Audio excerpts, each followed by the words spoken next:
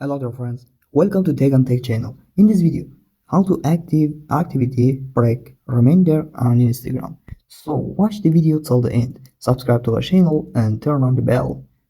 Let's go. Step 1, open Instagram and click your profile and click setting and activity, click time spent. Okay, click time spent and click manage your time break reminder. Very easy.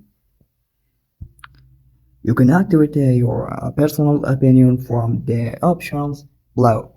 For example, every 10 minutes, every